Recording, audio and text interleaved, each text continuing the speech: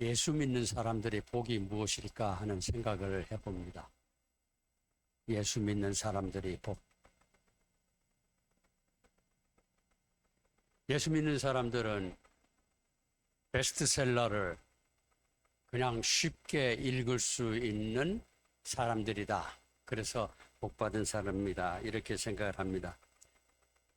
오랜 세월을 두고 이 성경이 쓰여져 왔고 또 전파되어 왔는데 오늘처럼 이렇게 값싸게 성경을 사서 늘 원하는 때에 부담 없이 읽을 수 있는 성경이 되었다는 것은 놀랄 만한 일입니다. 우리는 매년 좋은 책이 나왔을 때 베스트셀러를 읽어야 된다 하는 그런 권유를 받고 있습니다. 그거에 비하면은 이 성경은 몇천 년을 두고 오면서 우리들에게 많은 영향을 끼치고 있습니다. 세계의 많은 사람들이, 똑똑한 사람들이, 또 이 사회를 빛낸 많은 사람들이 성경에 대해서 이야기를 하고 성경에 의해서 영향을 많이 받아왔다고 고백을 하고 있습니다. 이 세상에 성경만큼 좋은 말씀은 없다. 우리는 그렇게 생각을 해볼 수 있습니다. 이 성경이 중요한 것은 우리를 현재의 상태에서 구원에 이르게 하는 능력이 있다는 것입니다. 이 성경에 보면은 성경이 성경을 소개를 하는 구절이 있습니다. 성경은 뭐냐면은 우리가 그리스도 안에 있는 믿음으로 말미암아 구원에 이르게 하는 지혜가 있다. 이렇게 이야기합니다. 성경은 하나님의 감동으로 만들어졌다고 이야기합니다. 성경은 사람들을 교육시키기에, 책망하기에, 바르게 하기에, 그 다음에 의로 교육하기에 유익하다. 이렇게 이야기를 하고 있습니다. 그래서 성경은 하나님의 사람으로 온전하게, 완전하게 하고 또 선한 일을 행할 능력을 우리에게 준다. 이렇게 소개를 하고 있습니다. 이 성경이 우리 앞에 오기 위해서 얼마나 많은 시간이 소요되었고 얼마나 많은 사람들이 고난을 당했는가 하는 것을 우리가 생각을 해보게 됩니다. 성경에 보면은 하나님께서 선지자들을 통해서 많은 말씀을 주셨습니다. 그러나 완악한 백성들은 그 말씀을 받지 않았죠. 그래서 결국 자기 아들 예수 그리스도를 세상에 보내서 다시 이야기하도록 했습니다. 그 아들을 사람들은 현수막을 걸고 환영을 했습니까? 전혀 그렇지 않습니다. 때리고 욕하고 조롱하고 그리고 십자가에 못 박았습니다. 그 예수님은 우리를 구원하기 위해서 이 땅에 오신 것이죠. 예수님이 승천하시기 전에 제자들에게 이야기를 한 것이 있습니다. 이게 마지막 명령이라고 우리는 그렇게 볼 수가 있습니다. 모든 민족을 제자로 삼아서 성령의 이름으로 이 복음을 전해라. 이렇게 이야기를 하시는 것입니다. 그리고 내가 세상 끝날 때까지 너희와 함께 하겠다. 이렇게 약속을 해 주시는 것입니다. 그래서 대단히 중요하고도 위대한 명령이고 권유고 우리가 해야 될 그런 내용의 사명입니다. 모든 민족을 제자로 삼고 모든 사람들을 너에게 세례를 베풀어서 가르치는 것을 지키게 하라는 이런 명령이죠. 나라를 넘어서 이 복음을 전해라 하는 그런 말씀입니다. 사람은 나라에 따라서 이 서로 다른 습관을 가지고 우리 얼굴색도 다르고 모양도 다 다릅니다. 그럼에도 불구하고 모든 사람에게 이 복음을 전하라고 이야기를 하고 있습니다. 그런데 성경은 그래서 이 복음은 그래서 사람들에게 유익을 주는 것이다 하고 이렇게 생각을 합니다. 그런데 왜 이 복음이 고난을 받고 사람들로 하여금 이 복음을 전할 때 순교를 하게 만들까 하는 것을 우리가 생각해 볼 필요가 있습니다. 초대교회 시절에 이 복음이 처음 이렇게 말씀이 되어질 때 유대교로부터 많은 박해를 받았습니다. 왜냐하면은 이 예수님이 가르치신 이 말씀을 사람들이 듣고 기뻐하고 그것을 계속 전파하기 때문에 유대교의 사람들은 이렇게 하면은 우리 유대교가 조금 세력이 적어질 것이다, 축소될 것이다, 이렇게 걱정하기 시작을 했습니다. 성경에 보면은 그런 구절이 있습니다. 성경에 이 사도행전 6장에 보면은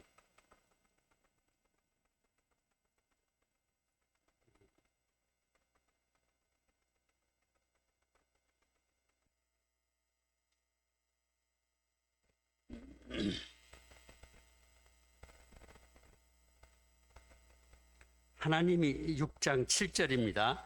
하나님이 말씀이 점점 왕성하여 예루살렘에 있는 제자의 수가 더 심히 많아졌고 허다한 제사장의 무리도 이 도에 복종하니라. 이게 무슨 말씀입니까? 이게 신흥 종교, 그리스도 종교가 올라가서 사람들이 따르게 되고 이전에 유대교로 가는 사람이 줄어들기 시작했다. 거기에 있는 사람이 그리스도교로 오게 됐다는 겁니다. 이거는 종교 세력의 판도가 바뀌는 것입니다. 그러니까 유대교에 있는 사람들은 경계심을 가질 수밖에 없었던 것입니다. 그래서 그리스도교를 박해합니다. 그런데 박해하면 없어져야 되는 건데 이 박해로 인해서 그리스도교가 국경을 넘어서 다른 나라로 가고 세계로 전파되는 그런 계기가 되는 것입니다. 그래서 이 복음은 이 고난을 받고 성장한다 하는 그런 생각을 하게 됩니다. 이때 사울이라는 사람이 등장을 합니다. 사울은 유대교의 굉장히 전도 유망한 젊은 청년이었죠. 이 청년이 저항하는 유대교의 저항선의 최선봉에 서 있었습니다. 이 사울이 예수 믿는 사람을 박해하는 것은 우리가 스데반의 순교를 할 때 거기서 잘 볼 수 있습니다. 스데반의 순교할 때 많은 사람들이 옷을 벗어놓고 돌을 들어서 스데반에게 돌로 치는데 그 옷을 막고 있는 사람이 바로 사울이었습니다. 그만큼 사울은 그리스도교의 박해에 앞장섰고 또 어떻게 보면 선봉장, 사령관이었다, 우리가 그렇게 볼 수 있습니다.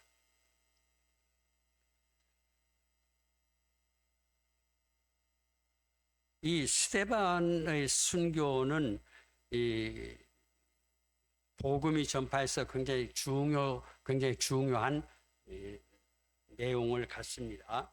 스데반이 돌로 침을 당해서 순교를 할 때 이야기했던 내용은 굉장히 중요한 내용입니다. 7장 51절 이후에 보면은 무슨 이야기를 하느냐 하면은 유대교가 가장 가치 있게 생각하는 내용에 대해서 비판을 하기 시작하는 것입니다. 첫째는 할례에 대한 이야기를 하는데 이게 할례가 너네 몸에 하는 게 아니다. 마음과 귀에 하는 것이다. 그러니까 거듭나야 되는 것이다 하는 이런 이야기를 합니다. 그러니까 유대교의 상징이 할례였는데 그것을 비판을 한 겁니다. 두 번째는 너희들이 오시리라고 예언된 그 메시아를 죽였다, 이렇게 이야기를 하는 겁니다. 그런데 유대교의 사람들은 뭐냐면 그게 아니고 자칭 메시아다, 그래서 죽였다, 이렇게 이야기하는데 봐라, 너희들은 메시아를 죽인 살인자들이다, 이렇게 강하게 비판을 하는 것입니다. 세 번째는 뭐냐면 유대교에서 가장 중요시하는 것 중에 하나가 율법이잖아요. 율법을 어기면 안 되는 겁니다. 특히 주일날 율법을 어기면 안 되는 거죠. 근데 그 율법 비판을 너희들은 율법을 가졌지만은 율법을 지키지 않는 사람이다 이러는 겁니다. 그러니까 율법에 보면은 뭐 주일날 안식일에 일하지 말고 땀 흘리지 말고 멀리 가지 말고 하는 이런 거 있단 말이에요. 그게 뭐냐? 그게 규정인데 그 규정이 왜 있는지를 모르고 너네는 하는 거다. 규정만 지키는 것이지 규정의 숨은 뜻을 안 지키는 거다. 그 규정은 사람을 살리기 위해서 있는 것이다. 그러니까 사람이 구덩이에 빠져 있으면은 어떤 수를 써도 살려내야 되는 거다 이게. 그러나 유대교는 그런 것을 하지 않는 것이다. 그러니까 위선적인 일을 하고 있다. 스데반이 이런 세 가지 요점을 가지고 공격을 했을 때 유대교의 지도자들, 제사장, 바리새인들이 가만히 있기는 굉장히 어려웠을 것입니다. 왜냐하면 자기들이 거기에서 그 일을 하면서 먹고 사는 건데 그거를 비판을 하니까 이 스데반을 미워할 수밖에 없고 죽일 수밖에 없었던 것입니다. 이후에도 이 일 이후에도 이 사울은 교회를 없애는데 전념합니다. 그래서 각 집으로 돌아다니면서 예수 그리스도를 믿는 신자들을 잡아서 옥에 넘겨줍니다. 9장에 보면은 지금 오늘 읽은 9장 1절에 보면은 이 사울이 주의 제자들에 대해서 위협과 살기가 등등했다 하는 겁니다. 그러니까 국가의 권력을 공권을 가진 사람이 그리스도교의 사람들에 대해서 분노해서 잡으려고 했다. 그런데 잡는 범위가 예루살렘을 넘어서 다른데 인근 다른 좀 멀리 떨어지는 다마스커스까지도 가서 잡아와야 된다. 그렇게 생각을 하고 있는 겁니다. 그런데 사람들이 왜 거기까지 갔을까? 예루살렘에서 박해가 많으니까 박해를 피해서 다른 데로 가고 다른 데로 가서 예수 그리스도 하나님을 섬기는 그런 일을 교회에서 하고 이랬던 겁니다. 그러니까 교회의 복음이 이렇게 전파되어 있었다. 이렇게 우리는 생각을 하게 됩니다. 사울은 대제사장에게 가서 체포하는 그 공문을 받습니다. 그래서 다메섹으로 갑니다. 사울이 어떤 사람입니까? 사울은 대단한 사람입니다. 이 사람은 정통 유대인이죠. 베냐민 지파의 사람이고 그리고 그 공부를 많이 한 사람입니다. 그 가말리엘이라는 유명한 선생 문화에서 많이 배웠다는 것입니다. 그리고 헬라의 그 도시인 다소라는 곳에서 이제 태어난 사람이고 나면서부터 로마 시민권을 갖고 있었다. 그러니까 로마 제국이 통치하는 식민지에서 로마 시민권을 갖고 있었다는 것은 대단한 것입니다. 특혜를 많이 받는 그런 사람이죠. 그런 체제에서 잘 살 수 있는 사람이라는 것입니다. 물론 이 사울은 유대교의 모든 규정을 잘 알고 모범적으로 지켜오던 사람입니다. 그러니까 스데반이 이야기하는 것에 대해서 도저히 납득할 수 없다. 이런 생각을 가지고 있는 것입니다. 그래서 예수 믿는 그리스도인들을 잡으러 가는 것입니다. 그런데 우리가 여기서 이제 볼 게 있습니다. 사울은 뭐냐? 유대교에서 율법의 규정을 잘 알고 그것을 잘 지켰지만은 그 율법의 규정 너머에 있는 하나님을 보는 데는 실패한 사람이다. 이렇게 우리는 생각해 볼 수 있습니다. 사울은 그래서 그리스도인들에 도전하죠. 그런데 우리 주님은 그럼 뭘 하실까? 이 다메섹 도상에서 일어나는 일이 바로 주님이 사울을 어떻게 처리하는가 하는 것을 보여주는 것입니다. 우리 주님은 이 사울에 대해서 그냥 거꾸로 때릴 수도 있고 또 다른 어떤 것으로도 막을 수 있는데 어떤 방법으로 막으실까? 우리 주님은 우격다짐으로 하시지 않는다는 것입니다. 택하신 백성, 택하신 백성을 길들이고 그리고 사랑과 은혜로 새롭게 만드는 그런 일을 하신다는 것입니다. 3절에서 7절까지에는 우리 주님이 사울을 항복시키는 그런 장면을 보여주고 있습니다. 첫째는 사울을 부르시고 사울과 대화를 나누십니다. 그래서 다메섹 근처에 갔을 때 하늘에서 빛이 사울에게 비추었고 사울은 엎드러졌고 그리고 거기서 소리가 들렸죠. 우리가 잘 아는 그런 내용입니다. 네가 어찌하여 나를 박해하느냐. 네가 어찌하여 박해하느냐 하는 그런. 근데 이 재미있는 거는 사울이라는 이름이 구원을 받았다는 그런 뜻을 가지고 있습니다.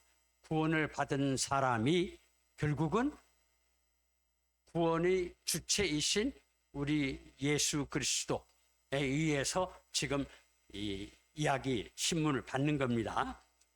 사울이 이제 누구십니까? 이렇게 묻죠. 그 부활하신 예수다 이렇게는 생각을 못했을지도 모릅니다. 그럴 때 우리 주님이 나는 네가 박해하는 예수다 이렇게 이야기를 하시는 겁니다. 사울은 다메섹에 있는 교회를 박해하고 그리고 거기에 있는 신자들을 잡아오기 위해서 가는 겁니다. 그러니까 그 신자와 교회와 이 예수님, 유대인들이 죽인 예수님의 관계에 대해서는 그렇게 생각을 많이 하지 못했다. 나는 가서 그리스도 믿는 신자들만 잡아오는 것이다. 이렇게 생각을 하고 있었다는 것입니다. 그런데 그 도상에서 예수님은 네가 박해하는 예수다. 이렇게 이야기를 하시는 것입니다. 그럼 뭐냐? 신자와 나는 하나다. 교회와 나는 하나다 하는 이런 이야기를 하는 것입니다. 이 사울이 나중에 바울이 되고 사도가 돼서 복음을 전파할 때 그런 고백을 합니다. 교회의 머리가 누구냐? 교회의 머리는 그리스도다. 이런 고백을 하는 겁니다. 이 다메섹에서 들었던 이야기입니다. 사실은 그 교회의 머리가 그리스도라는 고백을 하게 됩니다. 그리고 성도는 뭐냐? 그리스도의 몸이다 하는 것을 고린도전서와 골로새서에서 이 바울은 기록을 하고 있습니다. 여기서 우리는 그리스도와 예수님과 교회는 뗄 수 없는 그런 관계다. 하나이다 하는 이런 것을 생각을 하게 됩니다. 어찌하여 나를 박해하느냐? 이거는 사울에게 하는 말이죠. 그러니까 우리는 잊어버려도 됩니까? 사실은 어찌하여 나를 박해하느냐는 말은 오늘 우리를 위해서 우리에게 하시는 그런 말씀으로 볼 수가 있습니다. 우리는 사실 예수 믿는 척을 안 할 때 훨씬 더 편하게 될 때가 있습니다. 예수 믿는다는 티를 내면 되게 곤란한 입장에 빠질 경우도 많이 있습니다. 그래서 모른 척하고 지나갑니다. 사회생활에 편리한 방법으로 우리는 예수 믿는 것에 대해서 생각을 합니다. 그러나 우리는 그러고 나서 또 양심의 가책을 받죠. 예수님이 하신 말씀들 보면은 우리가 사회생활을 하면서 지켜야 될 일에 대해서 많이 말씀을 하고 있습니다. 우리는 다 그대로 지키지를 못하죠. 못하면서 우리 나름대로는 뭐 어쩔 수 없었어라든 변명을 스스로 하거나 이렇습니다. 그러나 예수님은 우리에게 대해서 분명한 그런 생각을 가지고 있습니다. 예수님이 한번 약속한 것은 끝까지 지킨다. 내가 선택한 백성은 끝까지 내가 잘 지켜서 잘 되게 한다. 이런 것을 가지고 있습니다. 개신교가 일본에 전해질 때 신자들이 많이 박해를 받았습니다. 그 관리들은 이제 예수 믿는 사람들 붙들어 놓고 그 앞에다가 이제 예수님 사진을 이렇게 놓고 이 사진을 밟고 가기만 하면은 그래 살려줄게 이렇게 이야기를 합니다. 그러면은 어떤 사람은 밟을 수 있겠죠. 어떤 사람은 안 밟을 수 있습니다. 근데 차마 나는 예수님 사진을 밟을 수 없다. 그래서 밟지 못하고 순교한 그 사람들이 많았다고 일본의 작가가 쓴 책에서 그렇게 이야기를 하고 있습니다.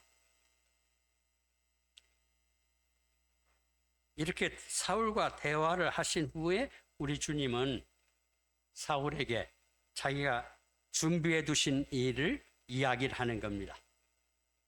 뭐냐 하면은 너는 일어나 시내로 들어가라. 네가 행할 것을 네게 이를 자가 있다.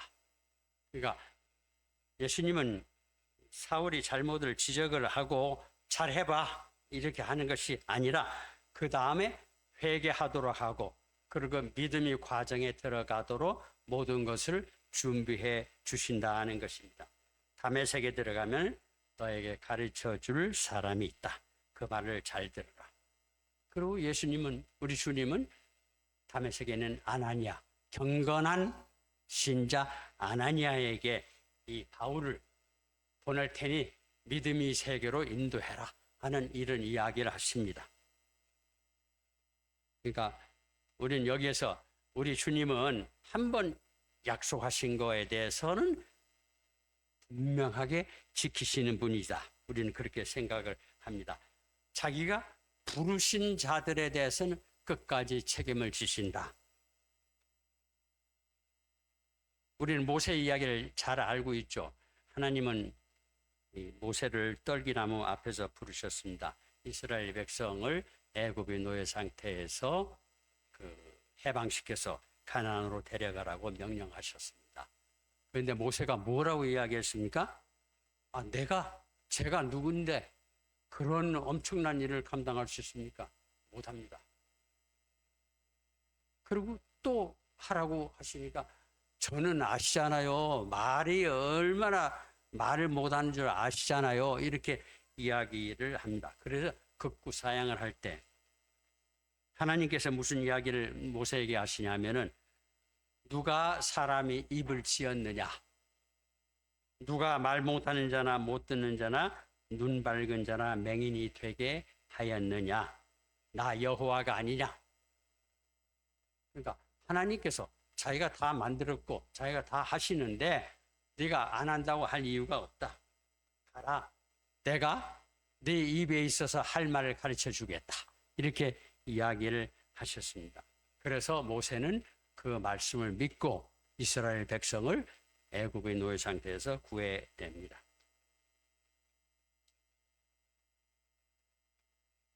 주님이 아나니아에게 이제 그 사울에 대해서 사울을 좀 잘 돌봐주고 믿음의 길로 가도록 하라 할 때 하면 보통 할 수밖에 없잖아요. 그런데 이 아나니아가 그렇게 안 합니다. 주님, 사실은 우리가 들은 이야기가 있는데 사울이 우리를 죽이려고, 우리를 잡으려고 이렇게 오는 겁니다. 그런데 그런 흉악한 사람을 우리가 어떻게 합니까? 이렇게 해서 거부하는 듯한 그런 말을 하게 됩니다. 그때 예수님께서 이런 그가 내 이름을 위하여 얼마나 고난을 받아야 할 것을 내가 그에게 보이게 됐다. 이렇게 이제 말씀을 하십니다. 그러니까 예수님은, 우리 주님은 자기가 생각하신 거, 자기가 결정하신 거에 대해서 끝까지 마무리를 잘 하시는 분이다. 우리는 그렇게 생각을 해봅니다. 그 다음에 이 사울은 땅에서 일어났는데 아무것도 볼 수가 없었습니다. 그러니까 그렇게 위세당당하던 30대의 젊은 청년이 자기가 눈 때문에 아무것도 보지 못하고 가만히 있을 수밖에 없고 옆에서 끄는 대로 끌려가지고 다메섹 성으로 들어갑니다. 그리고 사흘 거기서 지나는 동안에 먹지도 않고 또 자지도 않고 생각을 했다는 것입니다. 이게 내가 어떻게 할 것이냐 하는 그런 생각을 많이 할 수밖에 없었겠죠. 사흘 동안 그렇게 했습니다. 아나니아가 찾아와서 기도도 해주고 그리고 사울 기도해주고 안수하고 이러면서 사울의 눈에서 비들 같은 것이 떨어져서 다시 보게 되었습니다. 사흘 뒤에 사울이 결단을 합니다. 그리고 세례를 받게 됩니다. 세례 받는다는 게 뭡니까? 그냥 우리는 물 세례를 이렇게 주는 것이죠. 그러나 그것을 잘 생각해 보면 엄청난 일입니다. 예수님과 함께 죽고 함께 산다는 표지가 바로 세례입니다. 죽고 사는 것을 예수님과 함께 하겠다는 그런 것입니다. 그것은 뭐냐? 내가 이전까지 갖고 있던 모든 것을 다 버리겠다는 그런 결단입니다. 내가 이제까지 쌓아온 것이 명성도 있고 지위도 있고 돈도 있고 여러 가지가 있는데 자랑할 만한 것이 많은데 공부 잘한 것도 있고 학벌도 있고 또 사람과 잘 사귀기도 하고 저처럼 유능한 사람도 없습니다 하고 이야기할 수도 있고 내가 말하면 사람들이 많이 따라오고 이런데 이런 것을 다 버려라는 그런 이야기이십니다. 그러니까 그리스도께서 말씀하는 대로 순종하면서 따라가겠다 하는 그런 표시가 바로 세례라는 것입니다. 그러니까 따지고 보면 세례라는 것은 엄청난 의미를 가지고 있습니다. 이 사울이 나중에 이제 빌립보 교회에 편지를 쓸 때 그런 거에 대해서 이야기를 합니다. 뭐라고 이야기하냐면 내게 유익하던 것을 그리스도를 위해서 다 해로 여긴다. 모든 것을 해로 여기면 내가 그리스도를 아는 지식이 가장 고상하기 때문이다. 이렇게 모든 것을 배설물로 여긴다. 아무것도 아닌 거, 제일 쓸모없는 거, 버려야 될 거, 이걸로 여긴다는 것입니다. 그렇게 나중에 이 사울이 고백을 합니다. 사울의 회심, 이거는 우리 기독교사에서 굉장히 큰 이 판도의 변화를 가져오는 계기가 됩니다. 복음이 많이 전파됩니다. 아시아, 유럽으로 전파되고 세계 문명이 기독교 문명으로 바뀌는 그런 놀라운 역사에 참여하게 되는 것입니다. 뿐만 아니라 개인적으로도 그는 신약에 27권의 그 성경이 있는데 그중에 13권을 쓰는 그런 영예를 기록을 합니다. 사울은 그저 행복하게 복음을 전한 것이 아닙니다. 고난을 당하면서 복음을 전파를 했습니다. 우리 보기에 위대한 일을 많이 한 바울입니다. 기도하는 것을 그러나 주님이 다 들어주시지는 않았죠. 바울이 기도할 때 안 들어주시는 것입니다. 내 몸에 병이 있는데 가시라고 이야기합니다. 어떤 때는 이제 간질이라고도 이야기를 하죠. 간질인데 이거 좀 고쳐주십시오. 제가 그래도 설교도 하고 사람들한테 말씀을 전하는데 길바닥에 쓰러져 가지고 거품을 물면 어떻게 됩니까? 이거 좀 고쳐주십시오. 3번이나 기도했는데 그만하면 족하다. 다시 말하지 마라 하고 고쳐주시지 않았습니다. 우리 주님의 뜻이 어디에 있는지 우리는 사실 가늠할 수가 없는 것이죠. 사울은 특별한 사람이라 주님의 은혜를 그렇게 특별하게 받았습니까? 아닙니다. 그는 아주 평범한 사람입니다. 예수님이 택한 제자들 면면을 보세요. 다 평범한 사람들입니다. 우리도 평범한 사람이죠. 우리도 주님이 택한 주님의 자녀들입니다. 주님의 뜻은 우리에게 맡겨진 그런 사명에 우리가 순종할 때 빛날 수가 있습니다. 말씀을 마무리하겠습니다. 사울의 회심을 보면서 우리가 결단할 것이 여러 가지 있습니다. 3일 동안 먹지도 자지도 않으면서 결단의 시간을 가졌다. 어려운 일이 있을 때 우리는 그렇게 할 수 있느냐 하는 이런 생각을 해봅니다. 그 3일간 결단을 죽느냐 사느냐는 문제로 자기가 생각을 했다는 것입니다. 우리가 그리스도인으로서 말씀의 결단을 가져야 되는 것, 그런 것을 우리는 이 사울의 결단에서 볼 수가 있습니다. 그 이후에 이 사울이 결심을 하고 그리고 바울로 이름을 받고 순종의 길을 걸었습니다. 고난을 받았습니다. 그러나 고난을 받으면서 사울은 이렇게 이야기를 합니다. 주님께서 나에게 은혜를 넘치게 부어주셔서 예수 그리스도 안에서 믿음과 사랑을 누리게 하셨다. 매도 많이 맞았다고 그랬잖아요. 39대에 매를 맞고 갇히기도 하고 구박도 받고 뭐 이랬는데도 불구하고 하나님께서 주시는 그 은혜로 잘 지내왔다. 이렇게 감사를 하는 것입니다. 선택받아서 부르심을 받은 우리들은 정말 바울을 보면서 감사할 일이 많다. 이렇게 느껴봅니다. 사울이 예수 그리스도를 믿는 자세는 우리 귀감입니다. 본받아야만 할 일입니다. 때로는 우리가 그런 생각을 하죠. 복음을 믿는 것이 너무나 힘들다. 복음을 정말 믿어. 언제까지 믿어야 돼? 하고 이렇게 스스로 생각해 볼 때도 있습니다. 회의가 될 때도 있는 것이죠. 또 예수 그리스도를 믿는데 정말 철저하게 믿을까? 아니면 적당하게 믿을까? 적당하게 믿으면 좀 편하죠, 사실은. 철저하게 믿느냐, 적당하게 믿느냐 하는 이런 문제로 우리는 때때로 고민을 많이 합니다. 특히 젊을 때 고민을 많이 하게 되는 것이죠. 그러나 성경을 보면은 그런 거예요. 성경에 중간지대라는 건 없다. 이런 거예요. 적당하게 이쪽도 밟고 저쪽도 밟고 이렇게 하면 좋겠는데 중간지대는 없다.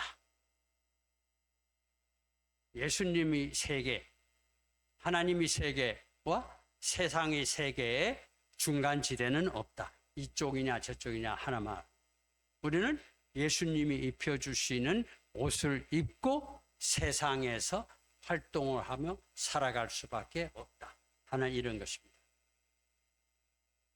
그런데 성경은 이야기를 하죠. 분명히 예수 그리스도에게 소망이 있다. 예수 그리스도를 떠나면 소망이 없다는 이야기를 하는 것입니다. 소망이 있는지 없는지 그거를 지금 우리가 확신할 수 있으면 그보다 더 좋은 일이 없습니다. 죽은 뒤에 그때 거기에 소망이 있는데 이러면 얼마나 우리는 안타까운 삶을 살까 하는 생각을 해봅니다. 예수님만이 우리 길이요 진리요 또 우리에게 생명을 주시는 분이십니다. 우리는 살아가면서 이 말씀을 꼭 붙들어야 됩니다. 기도하겠습니다. 사랑과 자비가 풍성하신 하나님, 외아들 예수 그리스도를 이 세상에 보내주셔서 우리를 죄에서 구원하여 주시고 하나님이 자녀 삼아 주심을 감사드립니다. 이 좋은 구원을 주신 주님의 은혜를 늘 감사하게 하옵소서. 우리의 감사가 흘러넘쳐 이웃을 주님께로 인도하는 기쁨의 인생이 되게 하옵소서. 우리의 감사와 찬송이 마음으로부터 우러나오게 하시고 주님께 상달되는 기쁨을 맛보게 하옵소서. 우리에게 전해진 복음을 늘 감사와 감격으로 마주보게 하여 주옵소서. 주님이 복음을 위해 어려운 환경에서 외딴 곳에서 말도 통하지 않고 습관도 달라 힘들어하는 많은 선교사들에게 주님이 같이 하심을 늘 느끼며 용기를 가질 수 있도록 주님께서 풍성한 은혜를 내려 주시옵소서. 우리를 사랑하시는 예수 그리스도의 이름으로 기도드립니다. 아멘.